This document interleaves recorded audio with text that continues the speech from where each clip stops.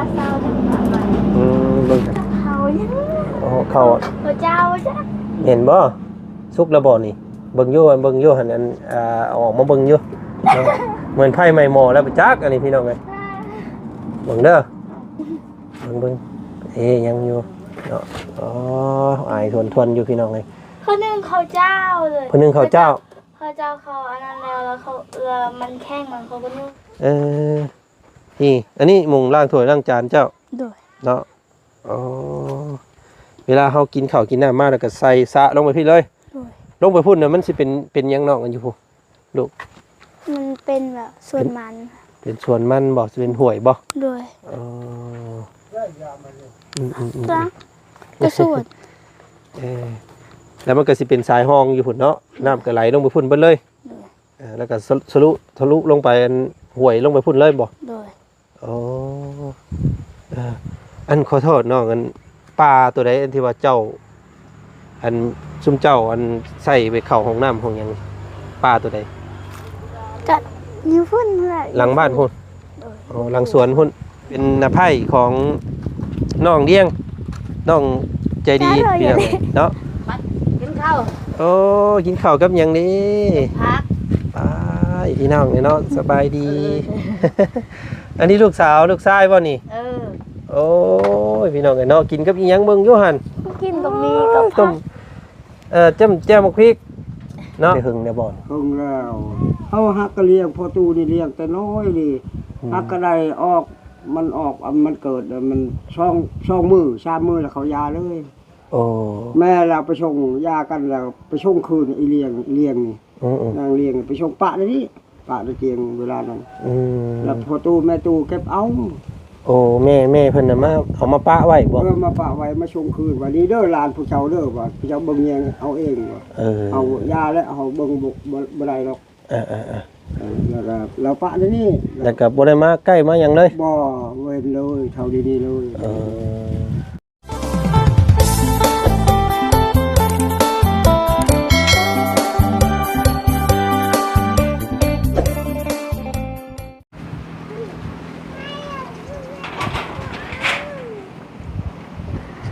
คอยกำยามแรงพี่น้องเอ้ยเนาะแสงไฟหรือว่าควันไฟควันก็ลุกกุ๊กกว่าออกมาเนาะป้ากระตูบน้อยคอยทางอยู่นี่พี่น้องเอ้ยเนาะบ้านเฮือนซ่านของอีหลาน้องเลี้ยงหรือว่าน้องอันกองมีพี่น้องเอ้ยเนาะอุ้ย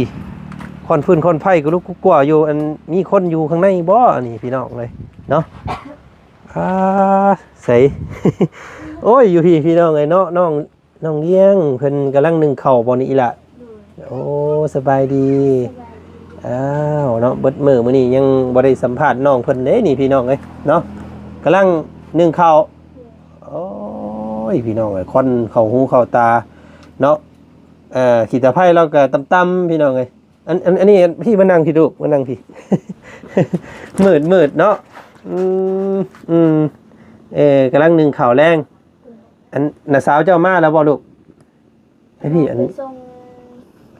แม่จะดี โอ้ไปส่งแม่น้องใจดีเพิ่นเนาะใส่อันปิ้นอ่านมาเนาะพี่เนาะ คือเฮ็ดงามแท้มื้อนี้ฮะ อาบน้ำเรียบร้อยเรียบร้อยแล้วพี่น้องอาบน้ำเนาะเนาะ1หลายบ่เข้ามื้อนี้ โอ้โหละเศร้าจังหวะมัน เบิ่ง เขายัง โอ้เข้า เจ้าจ้ะ เห็นบ่สุกแล้วบ่นี่เบิ่งอยู่หั่นอันเอาออกมาเบิ่งอยู่เนาะเหมือนไผ่ไหม้หม้อแล้วไปจักอันนี้พี่น้องเอ้ยเบิ่งเด้อเบิ่งยังอยู่เนาะอ๋ออายทวนอยู่พี่น้องเอ้ย คนหนึ่งเขาเจ้าเลย คนนึงเขาเจ้า เขาอันนั้นแล้วเขามันแข้งมันเขาก็นุ่ม อ๋อแปลว่าเพิ่นอันใดเพิ่นหุงเนี่ยมันแข็งเนี่ยเพิ่นนึ่งเอาบัดนี้สุกเดี๋ยวบ่ลูกยังบ่ สุกแล้วจ้ะ สุกแล้วเฮ็ดดีได้บัดนี้เจ้าสิเอาออกมาเฮ็ดดีได้ อันนี้เขาเพิ่นในติ๊บนี่มีเบิดดบ่นี่ นี่เหรอ เบิ่งอยู่หั่น ติดมือไม่ติดมือไม่ อันนี้ติ๊บเขาเพิ่นนี่พี่น้องสมบอกอุ้ยเนาะเพิ่นนึ่งเรียบร้อยแล้วนี่พี่น้องไอ้นึ่งเขาเรียบร้อยแล้วเต็มปุรุปปล่ออยู่เนาะเตรียมสิกินแรงได้นี่พี่น้องเอ้ย เรียบร้อยเบิดอ๋อเข้าแต่ละเทื่อ1ซำนี้เลยบ่นี่4ติ๊บใหญ่ๆนี่แม่นเต็มหมดเลยโอ้ควันเด้อพี่น้องเอ้ยโอ้ อันนั้นเข้าเพิ่นอันนั้นนี่พี่น้องเอ้ยเพิ่นถุงอุ้ยเท่าเวลาเจ้าเฮ็ดอยู่เฮ็ดกินก็อยู่นี่บ่อ๋ออันระว่าวันทางเสียงเนี่ยพี่น้องเอ้ยเนาะอีหลาเลี้ยงเพิ่นมื้อนี้โอ้ควันก็ลุกคั่วอยู่ข้างในเนาะเพิ่นคือบ่เฮ็ดให้มันสูงกว่านี้เลยลูกอันหลังคามันนี่ โอ้โหคือกัน เนาะยังบ่ทันมาซ้ำน่ะสาวเจ้าติ ด้วย ควันเนาะพี่น้องฮ้อนซ้ำเอาทักทายสบายดีกันตอนแรงๆเด้อมื้อนี้แผงกายอยู่พี่คือเก่าพี่น้องเอ้ยเนาะอยู่บ้านของน้องเลี้ยงมื้อนี้เคียงกายอยู่น้ำกองไฟน้องเพิ่นเนาะอันน้องกองมีเพิ่นอันไปส่งแม่น้องอันใจดียังบ่ทันมาเนาะ ด้วย อ๋อเพิ่นไปจักคนลูก คนเดียว ไปคนเดียวเล่า ด้วย บัดกลับมาผู้เดียวบ่ ด้วย โอ้อยู่บ้านเมืองแสนนี่อยู่หมุงใดเฮือนเราลูกเคยไปบ่ เคยไป เออ เทื่อหนึ่ง มันเข้าทางในบ่คืออยู่อันนี้หิม อยู่ ทาง ไหนอยู่ไหน เข้าทางซ้ายทางขวา ก็อยู่ไหนไปตามทางเลย เฮาลงไปแบบนี้มันสิเดี่ยวขวาเข้าไปบ่หรือว่า มันต้องเลี้ยวขวา ขึ้นโน่นพุ่น ด้วย โอ้จิสิเมนอยู่บ้านนั่นว่าประตูนั่นบ่พี่น้องไงเนาะบ้านที่เคยเฮาไปซอยเฮ็ดเฮือนให้ประตูอันหนึงอยู่บ้านน้องอันน้องจันนะเนาะบ้านน้องจันบ้านนั้นน่ะแม่นบ่ น่ะสิแม่นอยู่เนาะอยู่บ้านเมืองแสนอยู่หั่นแหละว่าซั่นซะเนาะเอาไว้มีโอกาสจังสิแวะเข้าไปถามไปไทยเบิ่งทางนั้นอีกพี่น้องไงเนาะแม่เพิ่นกลับบ้านแล้วมื้อนี้อีหลาเพิ่นมีหยังกินแรง โอ้โห เจ้ากันปกติเจ้าบ่หนึ่งเขา บางทีก็แม่เฒ่าบางทีก็น้าสาวบางทีก็น้อง ในเวลาเพิ่นอยากเวียกอยากงานเจ้ากันหนึ่งเองเนาะ ด้วย พี่น้องไงเนาะมื้อนี้เห็นน้องลาเพิ่นเผากองฟืนกองไฟอาบน้ำเรียบร้อยเนาะมื้อนี้เนาะคือหลายคนอยู่อีหล่ะเนาะถามมาพี่เนาะคือบ่อันเอาอีหยังขังเงินอันนั้นแน่ว่าซั่นพี่น้องไงบ่เอาอีหยังขังมงอาบน้ำนะเนาะบ่อายคนบ่ เนาะอยู่หิมทางซ้ำพี่น้องไงอยู่แคมทางไปไกลไปไกลมากก็เห็นแล้วนี่เนาะแบบเอาผ้ากระตาดอีหยังมาเฮ็ดขังกันเนาะมันจังอาบเป็นชนตูเนี่ยเนาะมันเพิ่นเคยเฮ็ดแบบนี้แต่ใดมาเนาะ ด้วย ก็เลยเอาแบบนี้ซะว่าซั่นซะ มุงได้สมุงล้างถ้วยล้างบวงเจ้าเด้อพี่บอกมาพาไปเบิ่งนี่เนาะบ่มีอันเฮือนครัวแล้วก็บ่มีอันนั้นเด้พี่น้องเนาะบ่มีหม่องอันห้องน้ำห้องในเราบ่ได้มีเนาะ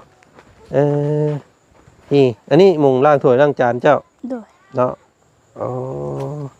เวลาเฮากินข้าวกินน้ำมาแล้วก็ใส่สะลงไปพี่เลย ด้วย ลงไปพุ่นน่ะมันสิเป็นหยังนอกกันอยู่พุ่นลูก มันเป็นแบบส่วนมัน เป็นสวนมันบ่สิเป็นห้วยบ่ ด้วย อ๋อ จ้ะก็ส่วน แล้วมันก็สิเป็นสายห้องอยู่พุ่นเนาะน้ำก็ไหลลงไปพุ่นเบิดเลยแล้วก็ทะลุลงไปห้วยลงไปพุ่นเลยบ่ ด้วย อ๋ออันขอโทษน้องอันปลาตัวใดอันที่ว่าเจ้าอันซุ่มเจ้าอันใส่ไปเข้าห้องน้ำห้องหยังปลาตัวใด ก็นิ้วพุ่นแหละ หลังบ้านพุ่น ด้วย อ๋อหลังสวนพุ่นเพราะว่ามันคือเห็นมีแต่ปลาเป็นแปลนเบิดเลยพี่ เนาะอ๋ออยู่พุ่นอยู่ข้างหลังพุ่น ด้วยยูพูพุ่น เจ้าเล่นไปพุ่นเวลาปวดท้ายพุ่นยังไปขึ้นท้องพุ่น ด้วย ปุยน้องเลยเนาะเพื่อสิไปฮอด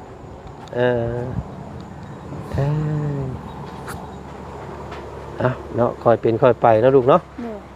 จังใดกายนี่ได้สัพี่น้องอันเสานี่ได้สิลูก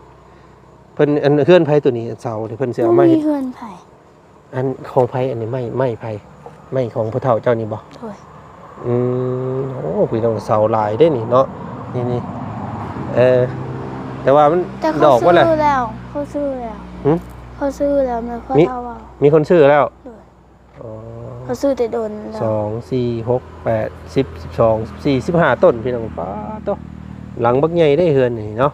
แต่สิเฮ็ดเฮือนได้สบายได้นี่พี่น้องแต่คนเพิ่นซื้อเอาแล้วเนาะ ด้วย เ เพราะว่าที่ถามในโมเมนต์หยังดอกพี่น้องเนาะพอดีทางนั้นเห็นทางช่องของอาจารย์ลาวเนาะเพิ่นได้ล้มกับทีมงานเพิ่นว่าอาจสิมีทางอ้ายท่านหนึงเพิ่นว่าสิเฮ็ดบ้านหลังบ่ได้อยู่ว่าซั่นพี่น้องเนาะให้น้องกันใจดี แต่ว่าซุมเจ้าก็อยู่นํกันได้บ่สาเฮ็ดให้หลังหนึง บ่ได้น่าจะบ่ได้ ยันพิษกันเนาะ โดยวัดใหญ่มาล่ะพี่เที่ยงกัน ซีเมนต์อีหลาเพิ่นคิดได้แล้วบัดนี้พี่น้อง เนาะอยู่ได้อยู่เนาะอยู่นํกันชั่วคราวสิเนาะ โดยแต่เวลาพิดกันน่ะก็มันก็ ยาก ยันบัดเฮาใหญ่บัดเฮามีครอบครัวให้มันพุ่นแหละเนาะ โดย ก็ว่าสิเฮ็ดให้น้องใจดีมันก็ต้องเป็นของน้องใจดีเนาะ โดย แต่สิเฮ็ดให้น้องอันน้องเลี้ยงก็ต้องเป็นของน้องเลี้ยงพี่น้องเอ้ยสมมุติว่าที่น้องใจดีมีแล้วเนาะที่ของเราอยู่พังนั่นเนาะสมมุติว่าของเจ้าได้ฉบับนี้ที่เฮือนเจ้านี่เนาะที่ดินของเจ้านะประตูเพิ่นสิแบ่งให้มุงได้กันมาเนี่ย บังรถนั่น อ๋อมุงรถนี้มุงรถพวกอ้ายอยู่นี่ โดย แม่นของประตูเจ้าเบิดเลยบ่นี่แถวๆนี่แม่นเบิดเลยบ่ดินเรานี่ โดย โอ้ แต่อยู่ทางนั้นเขาขายแล้วบนปลูกมันแล้วเขาขายแล้ว โอ้แสดงว่าประตูเจ้าก็ดินกว้างเนาะดินหลาย หลายได้พี่น้องไงเนาะเมนเบิดเลยพังนั่นกับเมนแล้วพังนี่กับเมนแล้วก็ขึ้นผู้ละผู้เนาะมุงเพิ่นไปเฮ็ดอันนั้นผู้เนาะอันนี้อันอยากทำความรู้จักกับอันครอบครัวน้อยๆนี่พี่น้องไงเนาะอันเป็นครอบครัวน้าสาวเจ้าคือกัน โด บ่ ยน้าสาวเป็นเมียดาบ่าว น้าไผ่เนาะเอิ้นเนาะ โดย เอิ้นน้าไผ่พี่น้องไงเฉพาะนี่เพื่อนหลังน้อยอยู่กันจะคนเราอยู่นี่ 4 คน พาเข้าไปเบิ่งเลยเรากินข้าวกับเอียงอะไรพี่น้องไงเนาะ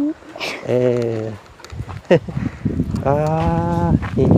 เนาะอันนี้เป็นน้าไผ่ของน้องเลี้ยงน้องใจดีพี่น้องเนาะ กินข้าว โอ้กินข้าวกับเอียงนี่ พัก พี่น้องเนาะสบายดี อันนี้ลูกสาวลูกชายบ่นี่โอ้ยพี่น้องไงเนาะกินกับเอียงเบิ่งอยู่หั่น กินกับมีกับ ต้ ผั ม ก แจ่วมะพริกเนาะกับต้มมีเตียนปานน้าให้นี่บ่อันนี้เป็นอีกครอบครัวหนึ่งเนาะซึ่งเป็นเครือญาติของน้องๆคนนี้แหละพี่น้องไอ้เนาะก็เป็นน้าไผ่ของน้องอันเลี้ยงเนาะมาอยู่นี่จักปีเลยอันเอ้ยสาว 10 ปี 10 ปีเลยอ๋อได้ลูกจักคน 2 คน 2 คนนี้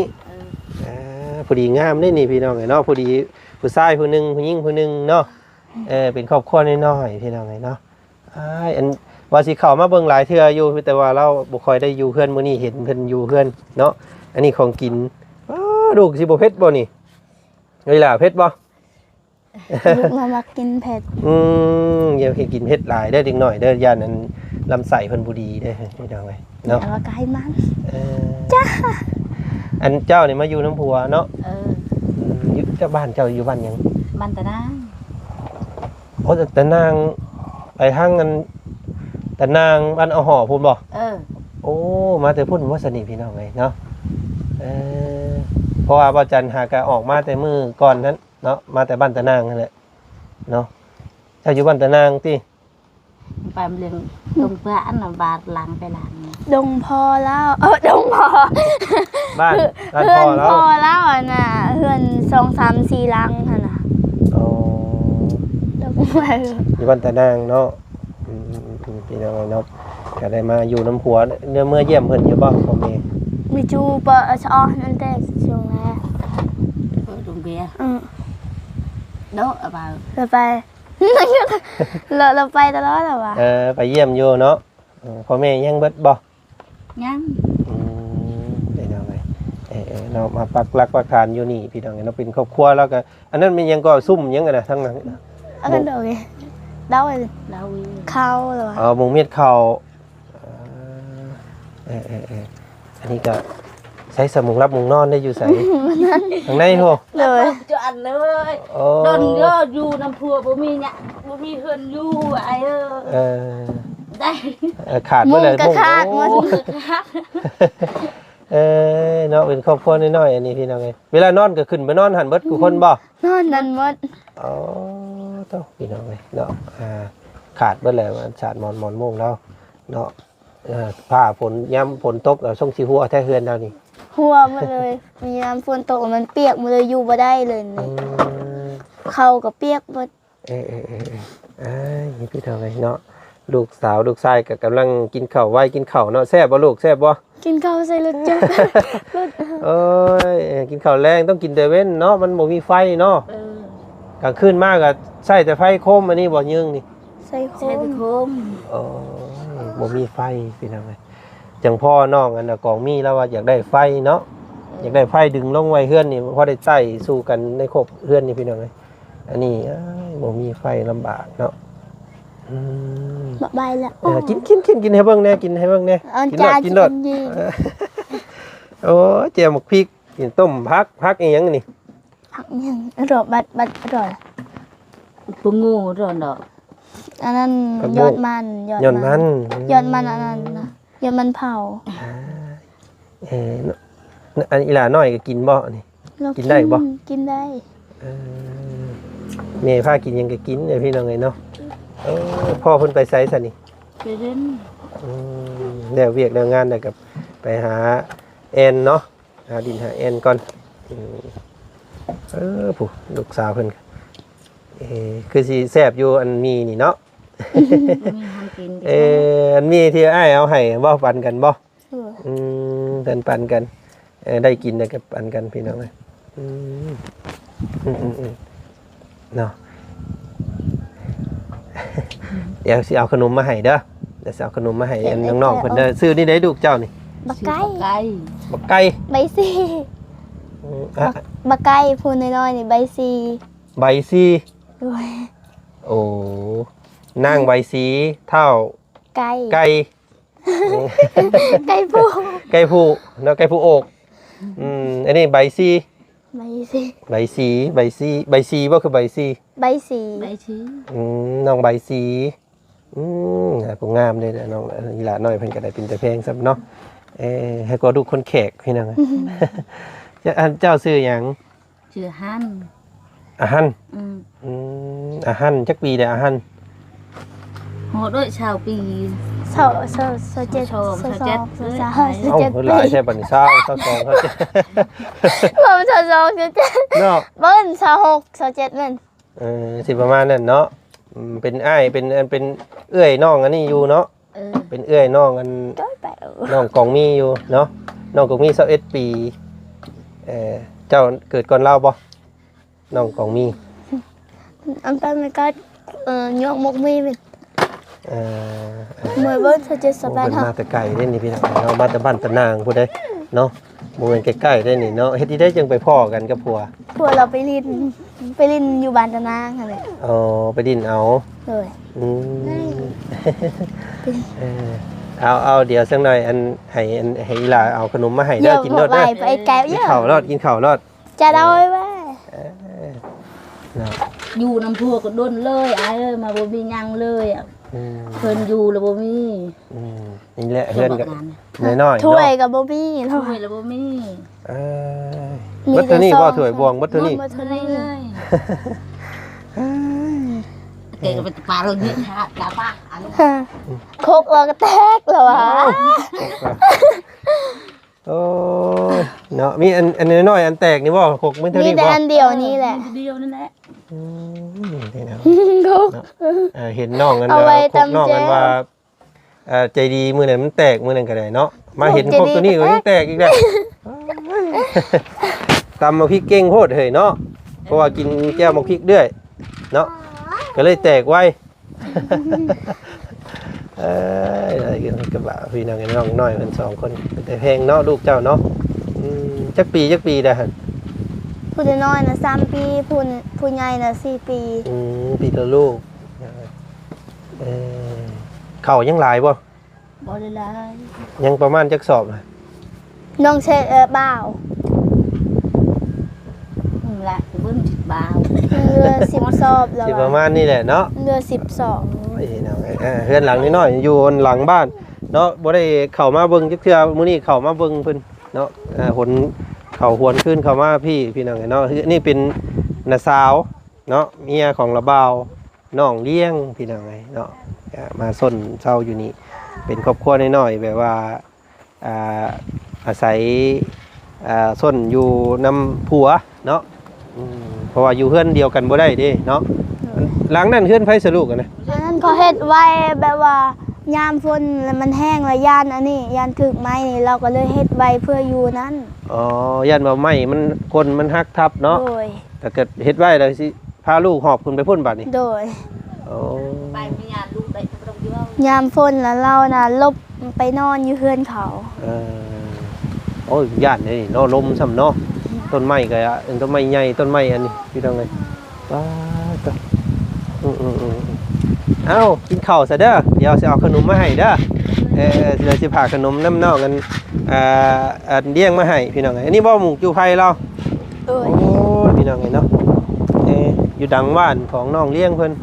อันนี้ก็พื้นเกิดพี่น้องเนาะลายแท้นี่อันนี้กกยังนอกกว่าเดินอันนี้ อันนั้นยังโบ่ง ต้นยางโบงเขาปอกเขายังเอาแล้วเอาอันนี้มาไว้เห็ดพื้นแบบนี้เนาะ โดย เอาเห็ดพื้นเห็ดอันเสาเพื่อนเสาอันนั้นก็ได้นี่พี่น้องเนาะมันไม่ก็หลายประตูเพิ่นสะสมไว้เนาะป้ามาเอาขนมไปให้น้อง4 ใบบ่อย่างเงี้ยก็ ใบสีกับปากไก่ ใบสีกับบักไก่นี่แหละอันเพื่อนเสาเล่าเสาไฟก็อยู่ใกล้ๆนี้เลยพี่น้องเนาะแต่ว่า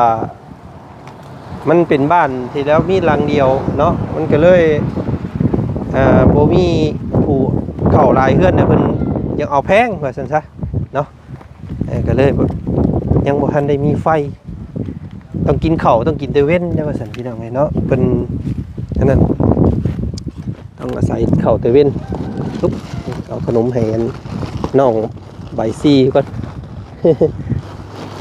จึกจักนะโอเคเอาไปปั่นให้หลานกินแล้วลูกนะเจ้ากับการกันกินน้ำเด้อพี่น้องเนาะมาเอาไม่แล้วเบาก่อนลูกโอเคปั่นอีหลาเพิ่นนี่เด้อพี่น้องมื้อนี้น้องเพิ่นพากันอาบน้ำแต่งตัวแต่เวียงแต่เว้นเนาะผู้งามพี่น้องน้องเลี้ยงเพิ่นก็ได้เนาะไผก็มีแต่ว่าอีหลาเพิ่นเป็นแต่แพงเนาะเป็นเด็กน้อยที่กำลังวัยเฮียนพี่น้องเนาะเป็นเยาวชนอยู่ป .5 เนาะเอาจังได๋ก็เป็นกำลังใจให้เนาะการเป็นอยู่ของน้องเพิ่นมีการเป็นอยู่ที่ดีขึ้นว่าซั่นซะพี่น้องเนาะก็เอาเป็นเด็กน้อยที่กำพร้าพ่อแม่เนาะแยกทางกันอยู่น้ำพุตู้พี่น้องเนาะสำหรับน้องเลี้ยงเพิ่นก็ได้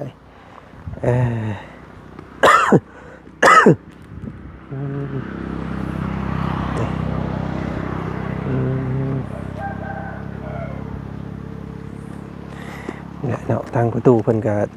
อาบน้ำอาบในพี่น้องเนาะอยู่นี่มาถามเรื่องเล่าของพ่อกับแม่น้องเพิ่นจักหน่อยกันกับประตูเพิ่นพี่น้องเนาะสำหรับน้องเลี้ยงประตู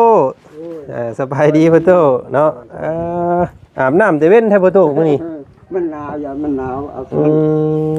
เนาะมาถามอีหลานเลี้ยงเพิ่นเมื่อกี้นี่เนาะน้องน้อยเพิ่นพี่น้องเนาะอันพ่อขอถามแน่พ่อแม่เพิ่นปะกันแต่หึงได้บ่หึงแล้วเฮาฮักก็เลี้ยงพ่อตู้นี่เลี้ยงแต่น้อยนี่ฮักก็ได้ออกมันเกิดมันช่องมือ3 มื้อแล้วเขายาเลยโอ้แม่เราไปชงยากันแล้วไปชงคืนอีเลี้ยงนี่นางเลี้ยงไปชงปะเลยนี่ปะตะเกียงเวลานั้นแล้วพ่อตู้แม่ตู้เก็บเอาโอ้แม่เพิ่นน่ะมาเอามาปะไว้บ่มาปะไว้มาชงคืนว่านี้เด้อหลานผู้เฒ่าเด้อว่าผู้เฒ่าเบิ่งแยงเอาเองว่าเอายาแล้วเอาเบิ่งบ่ได้หรอกแล้วเราปะนี่แล้วก็บ่ได้มาใกล้มาหยังเลยบ่เว้นเลยเท่าดีๆเลยสาเหตุเป็นเพราะยังพอเพิ่นยังปะกันทั้งพี่สาเหตุแบบบ่อยากเฮ็ดแล้วคนนี่นะคนมันบ่อยากเฮ็ดบ่อยากทำแล้วก็ยากันเลยบ่สู่เวียกเนาะโดยคนเคยไปมาชื่อคาย แบบนั้นนะลูกเอ้ย เพิ่นคนบ้านใดพ่อเพิ่น พุ่นบ้านนั้นบ้านโชมพุ่นอยู่เวียดพุ่น โอ้ คนเราเทิงอันนี้แล้วแต่ว่าเราเทิงเวียด แปลว่าอยู่ติดเวียดพุ่นเนาะ โดยแม่วิทย์กระชันพุ่น มันคล้ายๆแบบเครื่องเวียดเนี่ยนะเนาะ โดยแม่น แต่ว่า แบบลักษณะว่าคนมักง่ายนะคนบ่อยากทุกข์นะคนบ่อยากเฮ็ดให้เฮ็ดหน้านั่นนะแล้วเราทนบ่ได้แล้วยากันเลยนั่นนะ ได้น้องเพิ่นออกมา2-3มื้อแล้วเอาลูกน้อยมาทิ่มไว้เนาะ โดย พระกันไปซื่อๆพี่น้องเอ้ยปัจจุบันนี่ก็บ่มาใกล้มาทัดลูกเต้าเลยเนาะทางน้องเลี้ยงเพิ่นก็บ่เคยเห็นหน้าเห็นตากันจักเทื่อเลยเนาะ คราว่าเห็นเนี่ยแม่ก็บ่จื้อช้ำถามเบิ่งเพิ่นบ่จื้อฮักกันแต่น้อยดีนะแล้วก็ออกช่องมือชามมือแล้วยากันเลยนะ เนาะแล้วอันทางลูกชายเจ้าน่ะเพิ่นได้ผู้ใหม่ผู้หยังได้บ่เดี๋ยวนี้ บ่มีบ่ได้เอาใครเลยยานลูกทุกข์คนละยานเขาบักแพงชุดก่อนเอาผู้นึงแล้วบ่อยากเห็นเลี้ยงนางเลี้ยงเลยยากันเลย โอ้ แล้วยาเมียกกนั่นก็เอาผู้นี้อีกบ้านอันนี้บ้านแตงไข่เลยแล้วเลยมาเอาแล้วแต่งงานแต่งงอกันแล้วเรียบร้อยแล้วแต่งดอกกันแล้วมาฮอดเทือนนั่นแล้วบ่อยากเห็นเลี้ยง บ่อยากบ่อยากเห็นลูกนี้ บ่อยากหักบ่อยากแพงไปวันนั้นนะ พอดียากันเลย ครับลูกบ่ได้เนาะ โดยแม่ละ มักแต่พ่อบ่มักลูกว่าซั่นซะ มักแต่พ่อบ่มักลูกนะเลยเขายากันยากันแล้วเลี้ยงนี่อยู่นำเฮาแต่น้อยแล้วครับพ่อมันเอาเมียแล้วเราเลี้ยงนี่บ่ได้อยู่นำอยู่นำพ่อตูแม่ตูแต่ว่าบ่อยากเห็นบ่อยากเลี้ยงเว้านี่ท่านั่นพอมันเลยพัวอดบ่ได้แล้วก็เลยผิดกันแล้วยากันเลยนะแบบครับบ่ได้ว่าเคยมีลูกมีเต้าเนาะ โดยแม่ นั่นแหละสิประมาณนั้นเลยพี่น้องโอ้อีหล่าเลี้ยงเพิ่นก็ชีวิตน้องเพิ่นน่าสงสารได้พี่น้องเอ้ยเนาะเป็นกำพร้ากำพร้อยพ่อแม่ปะกันทิ่มไว้นำพ่อตู้มีตู้เนาะโอ้ยอีแหละบอกน้องเพิ่นอยู่พี่น้องเอ้ยให้ฮักพี่แหละเนาะให้เสิร์ฟถือว่าพ่อตู้มีตู้พี่เป็นพ่อเป็นแม่ว่าซั่นซะบ่ให้เพิ่นน้อยอกน้อยใจเนาะพ่อเนาะมีแต่ให้กำลังใจให้เพิ่นทำเพิ่นเฮียนเนาะนี่แหละบอกแต่ละมือไปเฮียนลานเอ้ยอย่าอยู่นะอยู่บ่ได้เฮาว่าอดทนไปเฮียนบ่ให้เฮ็ดหยังให้ไทยชวนเขาว่าเฮ็ดแต่ว่าอยากช่วยแม่ตู้ก็อยากช่วยจิตใจเขาเองมือใดผลักกันเขาช่วยวางเนาะโดยวางจากมือใดบ่ได้ผลักทำการเฮียนเขาเวียกเขาแต่ส่วนหลายเพิ่นบ่ได้อยู่บ่ได้นอนอยู่นี่บ่พอน้องเพิ่นบ่ไปนอนพุ่นอยู่เฮือนเขาเฮ็ดตูบอยู่โรงงานพอเราเขานั่นเขาเฮ็ดช่องตูบเฮ็ดเวียกอยู่พุ่นเลยเอาไปพากันไปนอนอยู่พุ่นเนาะโดยแม่นละไปนอนเฮือนเองบัดมีครูแล้วแต่อันนั้นแต่จริงกับใจดีนั่นแต่ว่านอนบ่ได้เฮือนโอ้ยมันสิฮักได้เพิ่นมุนบ่ได้บ่เขาอยากนอนนี่ได้จิตใจเขาเขาอยากไปนอนได้อยู่พุ่นเขาอยากนอนนี่แต่นอนบ่ได้เฮาไว้เช้าเวลาเลยนอนเพื่อนหลังนี้มันก็หลายคนน่ะเนาะอยู่นี่มีทางพ่อตู้มีตู้แล้วก็มีลูกสาวผู้นึงมีลูกสาวอันลูกนั่นเจ้าอีกเนาะลูกหลานผู้นึงน้องของมีหั่นเนาะเรายังบ่ทันได้มาไปกินกุดไปลินน้ำเบียร์โอ้ยพี่น้องเอ้ยจังได๋ก็เดี๋ยวค่อยปรึกษาหารือกันเนาะสิมีหยังซอยน้องเพิ่นน้องเลี้ยงก็เดี๋ยวติดตามมึงเด้อพ่อเด้อเอาอยู่ดีมีแห้งพ่อเนาะสบายดีพี่น้องเอ้ยเนาะพอตู้เพิ่นก็ใจดีพี่น้องเอ้ยเนาะเลี้ยงลูกเลี้ยงหลานเราก็ได้คือว่าแล้วพี่น้องเอ้ยเนาะแพงลูกสมักตาลแพงดานสมักเผาเพิ่นซั่นซะพี่น้องเอ้ยลูกหลานเฮาแฮงแพงแล้วพี่น้องเอ้ยเป็นผู้หญิงช้ำเนาะพี่น้องเนาะพังกันเราประวัติของน้องเลี้ยงเพิ่นก็ถือว่าเป็นเด็กน้อยอาภัพเนาะพ่อแม่ย่ากันแล้วก็ป้าน้องเพิ่นป้าทิ่มไว้เกิด 2-3 มื้อพี่น้องยังบ่ทันได้เห็นโลกซับเนาะมื้อตารู้โลกมาแล้วก็บ่เห็นหน้าแม่เลยทิ่มไปเพิ่นเป็นคนลาวเฮาคือกันแต่ว่าอยู่แสดงเวียดพุ่นแหละว่าซั่นซะเนาะเป็นเนื่องว่าอยู่กันบ่ได้เนาะบ่สู่เวียดสู่งานว่าซั่นซะพี่น้องก็เลยปะห่างกันไปเนาะโอ้ยพี่น้องนั่นแหละเนาะจังว่าการที่จะสร้างครอบครัวนี่ต้องคิดให้ดีก่อน ด้อพี่น้องเอ้ยเนาะมีความรับผิดชอบก่อนจังเฮ็ดจังสร้างบ่แม่นฮักมักกันด้วยความคึกขนองผลสุดท้ายแหละพี่ละเนาะลูกผู้เป็นน้องน้อยเพิ่นพี่ละพี่น้องเอ้ยเป็นผมร้อยในใจเนาะพ่อแม่จากกันไปพี่น้องเอ้ยเนาะทำความรู้จักกับครอบครัวของน้องเลี้ยงเพิ่มเติมเนาะมื้อนี้ก็สบายดีเด้อพ่อแม่พี่น้องบัดสุขุสุขคนเนาะเจอกันใหม่พี่น้องเอ้ยสบายดีสวัสดีเด้อเนาะ